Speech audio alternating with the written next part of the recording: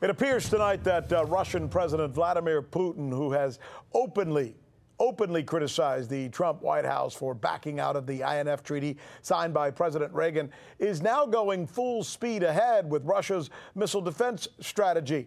Today, Mr. Putin watched as his military displayed missiles that can carry thermonuclear warheads, some that Mr. Putin himself and many military experts call invincible. Covering today's display for us is RT correspondent Yulia Shapovalova. Vladimir Putin led the maneuvers from the National Defense Management Center in Moscow via a video communication system. The exercises were held on land, water and in the air, namely from the Barents Sea and the Sea of Okhotsk, from where strategic missile submarines launched ballistic missiles at training grounds in Kamchatka and in the Arkhangelsk region. In addition, the ships of the Caspian Flotilla and the Northern Fleet launched Caliber high-precision cruise missiles. Several launches of cruise missiles were also carried out by Iskander complexes. Plus, the Yars missile system successfully completed the launch of an intercontinental ballistic missile from the Plises Cosmodrome.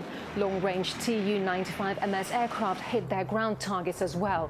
The Ministry of Defense noted that all the tasks were completed and the missiles hit all the targets.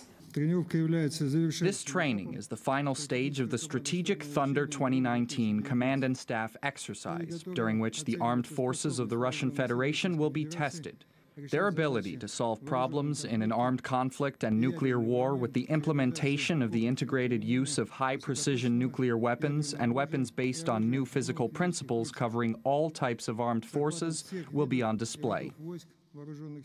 The Thunder 2019 exercises started on Tuesday, October 15th. About 12,000 troops took part in them. Also, 213 strategic launchers, 105 aircraft, including 5 strategic missile carriers, up to 15 surface ships, 5 submarines and 310 units of special equipment were involved. According to representatives of the Ministry of Defense, these were planned exercises which were for purely defensive purposes and not directed against any other states. The recent intensification of the Russian military training activities can be explained by Mr. Putin's comments last week before his visit to Saudi Arabia and the UAE. According to the Russian leader, Moscow is working to develop strike systems capable of overcoming any missile defenses. What we did was we enhanced and improved ballistic missiles significantly and developed a new weapon that has no rivals in the world. We have hypersonic missiles that follow a low trajectory rather than a ballistic one. No one has hypersonic missiles today except us. The president also addressed the question of whether Russia feels threatened by NATO's movements towards its borders. We were told, don't be afraid, you're not the target, and there is nothing to fear.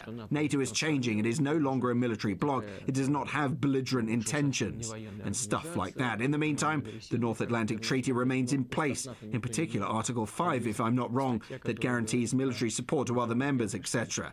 It is a military bloc, and its infrastructure is moving closer to our borders. We're not happy about it. Another trick is that once countries join NATO, they have no say over the arms that are installed on their territory. This was the case in Romania with missile defense.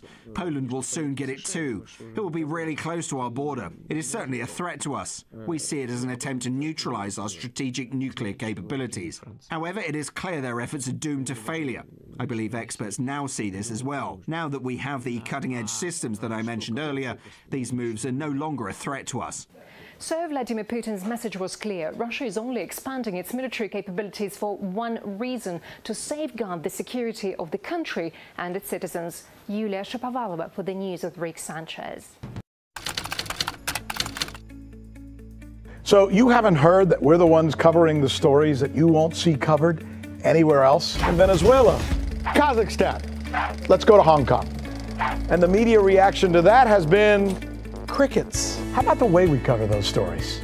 What the hell does that mean? Wowee, wowee, wowee. That's the key word in this case, uprising. Keep? Can you believe that? Watching. This is the right thing for members of the media to do, to actually pick sides. Look, if you like what you see, subscribe.